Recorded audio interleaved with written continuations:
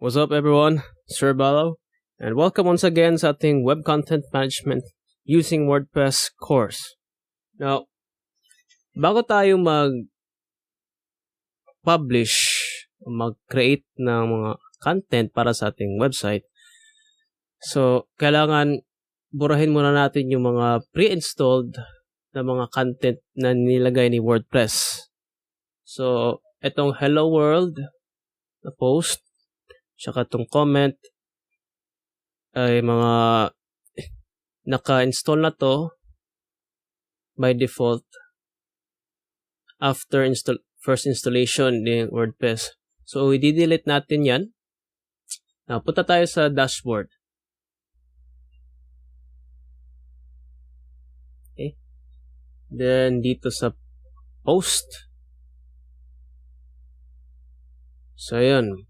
Ito yung post na kinreate ni WordPress upon first installation. So, tingnan natin, no?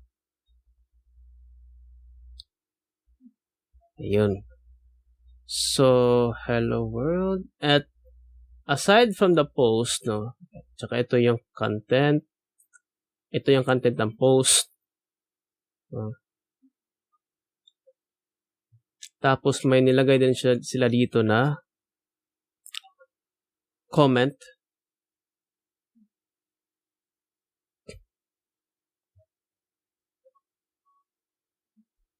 Okay. So yung gagawin natin sa post is i-delete natin to. Okay? So yung gagawin natin is to click this trash option. Click this one para mabura siya.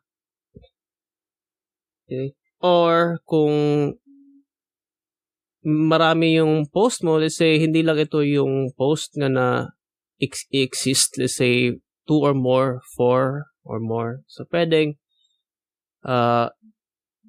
click nyo to, eto.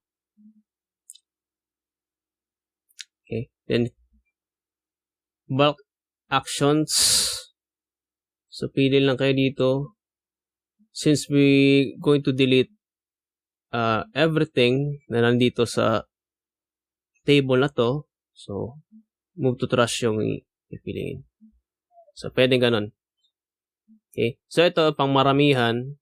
So kung pag-click mo nito, lahat ng mga post na nandito sa table na to ay ma-affected ng kung ano yung pinili na option dito.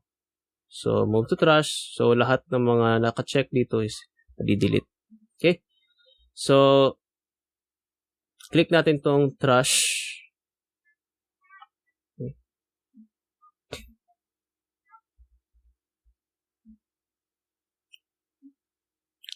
At, yun. So, wala na. Now, just in case lang na if may post ka na delete na gusto mo siyang ibalik. Okay? So, okay lang na pag na-delete mo siya, na ilagay mo na siya sa trash, pwede mo pa siyang ma-recover, ma-restore. Okay?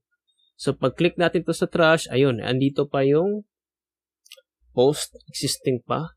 So, let's say, kung gusto natin ito ibalik, hindi pa natin i-delete. So, may mga instances na nagkamali tayo pag-delete. So, very useful itong restore na feature sa WordPress. Okay. Yan. So, ayan. Bumalik na yung post. Now, as you notice, may itong one na may parang bubble chat. So, ibig sabihin, itong post na to, meron siyang isang comment, which is yung nakita natin kanina.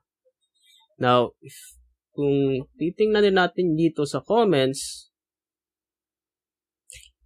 so, ito yun. Yung nakita natin kanina, na-view natin, ito yan. So, ito, no, since itong comment na to is connected sa isang post. So, kung i-delete natin itong post na to, itong comment na ito, madi-delete din. Okay? So, i-delete natin siya. Itong post na to, delete natin ulit.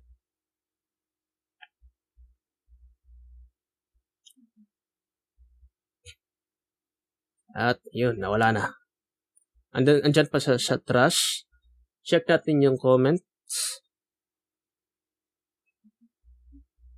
Ayun, at nawala din yung comments. Dito, wala na.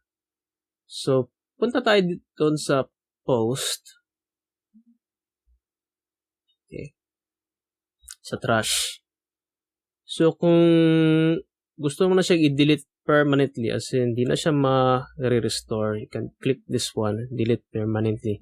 So, make sure na yung pag-delete permanently, as in final talaga, kasi hindi na mo na yan mababalik. Once click mo na yan.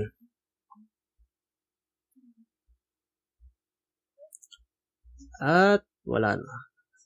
One post permanently delete. So, hindi na yan mababalik yung post na yun.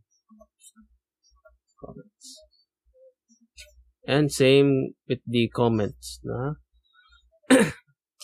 So, meron pa tayong isa pa na i-delete. Which is itong pages section. Yun. So, meron ding nilagay na sample page si WordPress. So, view natin. But is meron tayong, yan. So, ito yung itsura ng sample page na nilagay niya by default. Okay. So, i-delete din natin to. Trash.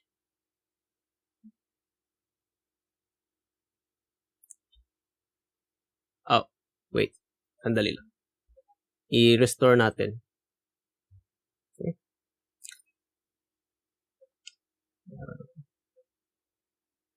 Yeah. Punta tayo dito. Balik tayo. So, meron aside from the sample page, meron ditong privacy policy. Okay? So, basically, yung WordPress, nag-install siya, naglagay siya ng 2 pages. So, eto, si-check natin to, para at least makita nyo yung ibig kong sabihin, na pag click natin to, yun.